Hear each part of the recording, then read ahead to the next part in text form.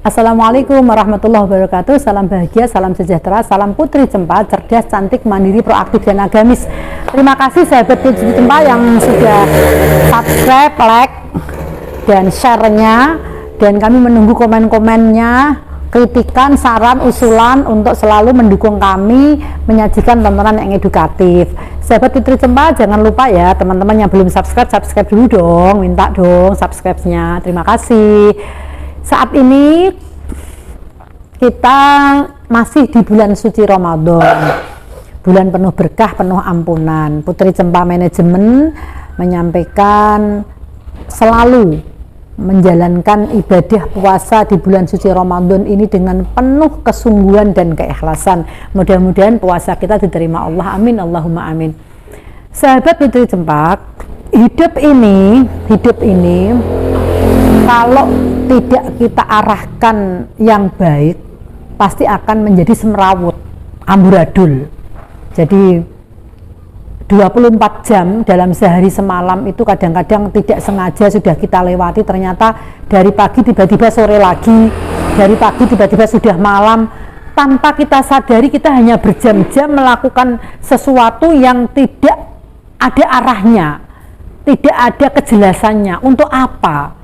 Untuk itu hidup harus kita arahkan untuk mencapai sebuah tujuan yang jelas, sebuah arah yang pasti. Tidak kemudian kita hanya dari waktu ke waktu wes urip sangger ngene wae, sing penting urip lah. Sing penting urip, sing penting ambekan, sing penting wayah mangan-mangan, sing penting wayah turu-turu, kan begitu. Tapi mari kita mencoba mengarahkan kehidupan kita supaya semakin hari semakin terarah. Apa tanda-tanda, ciri-ciri bahwa hidup kita ini sudah terarah? Yang pertama, hidup kita teratur. Jadi hidup kita teratur, bangun selalu sebelum subuh misalnya. Setiap mandi sebelum subuh, bangun kita mandi pagi, mandi fajar sebelum subuh. Setelah itu menjalankan sholat tahajud atau sholat hajat atau qiyamul lail. Setelah sholat kemudian kita menunggu subuh. Setelah jamaah subuh kita tadarusan Al-Quran. Setelah tadarusan Al-Quran kita olahraga sebentar. Setelah olahraga sebentar kita mempersiapkan aktivitas untuk menuju pekerjaan kita atau tugas kita, keseharian kita. Hidup kita teratur, waktu demi waktu sudah teratur. Jadi jam sekian saya harus begini, kita harus ini, targetnya nanti ini.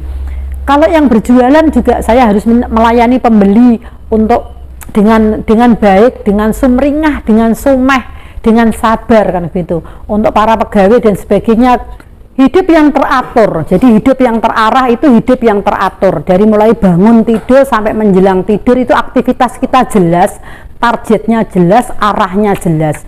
Misalnya kita mengagendakan atau mengatur waktu untuk healing, untuk rekreasi, untuk menyenangkan hati misalnya. Arahnya juga jelas bahwa healing itu dalam rangka merefresh pikiran, mencari inspirasi, membuat temuan-temuan baru dalam rangka memperbaiki ide dan gagasan masa depan, kan begitu. Hidup yang terarah tentu mempunyai tujuan bahwa arah kehidupan kita, hidup yang bahagia lahir batin dunia akhirat, hidup yang sukses lahir batin dunia akhirat, hidup yang bermanfaat lahir batin dan dunia akhirat. Dan ciri-ciri atau tanda-tanda hidup yang terarah di samping setiap hari bisa mengatur waktu dengan baik adalah hidup yang selalu punya tujuan jelas. Artinya tidak mau kita menghambur-hamburkan waktu hanya untuk kumpul-kumpul yang nggak jelas. Kita menghamburkan waktu hanya untuk ngobrol-ngobrol yang nggak jelas. Tetapi kita justru memanfaatkan waktu semaksimal mungkin untuk berusaha bahwa waktu ini sangat produktif, sangat kreatif untuk mengembangkan potensi diri kita. Tanda-tanda bahwa hidup kita terarah, kita selalu mengevaluasi kemarin kesalahannya apa, kealpaannya apa, yang salah di mana, yang kurang tepat di mana, sehingga ke depan dibenahi dan kemudian ada semacam planning, perencanaan yang lebih matang lagi. Kalau begitu aku nanti tidak mau seperti itu, aku maunya harus begini, begitu. Sehingga hidup yang terarah pasti dalam mengatur waktu, mengatur momen, mengatur kesempatan, itu arahnya jelas. Dan sahabat Putri Cempa, manakala kita hidupnya terarah, tanda-tandanya diantaranya adalah kita tidak mau memubazirkan waktu, tenaga, pikiran pada sesuatu yang arahnya tidak pasti. Ini, jadi kalau misalnya ada ajakan apa misalnya, arahnya tidak pasti, mending nggak usah lah. Daripada sholatku berantakan, daripada kegiatan-kegiatanku tidak terjadwal dengan baik. Tetapi kalau arahnya jelas, ya sampai banting tulang, berkeringat, deras mengucur, ya tetap dilakukan karena arahnya jelas. Jadi hidup yang terarah itu jelas arahnya, jelas tujuannya, jelas targetnya, jelas maksudnya. Dan salah satu ciri atau tanda bahwa hidup kita terarah adalah bahwa kita selalu menghargai pendapat dan usulan dari orang lain, tidak menutup diri. Artinya ketika ada usulan, saran, pendapat, kita mendengarkan karena kita butuh itu. Apa sih sebetulnya yang selama ini disarankan oleh teman-teman tentang pekerjaan, tentang aktivitas yang lain misalnya, tetapi kembali kepada arah kita. Oh, tujuanku tidak seperti itu, arahnya nanti seperti ini loh teman-teman. Sehingga ketika kita menerima saran, usulan, ide, gagasan, kita bisa menjelaskan kepada teman-teman kita bahwa arahnya seperti ini. Mereka akan mau mengikuti kalau arah kita itu lebih baik dan lebih jelas. Tetapi kalau kita merasa bahwa arah kita tidak jelas, teman kita juga akan mengkritik, memberi saran. Oh, jangan begitu, kamu nanti kalau seperti itu nanti jadinya begini. Aku sudah pernah punya pengalaman seperti dirimu dulu, ternyata jadinya seperti ini. Nah, ketika kita mau mendengar saran, pendapat, dan kritikan dari orang lain, maka arah kita dalam hidup itu semakin jelas, semakin terarah. Oke lah, baiklah, aku mendengarkan arahanmu, aku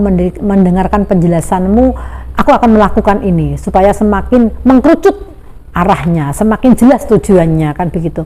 Tanda-tanda bahwa hidup kita semakin terarah adalah di samping kita bisa mengelola waktu, tenaga, pikiran, dan semuanya dengan baik, yang paling penting adalah bahwa kita selalu merencanakan sesuatu dengan cermat, tidak gerusa-gerusu.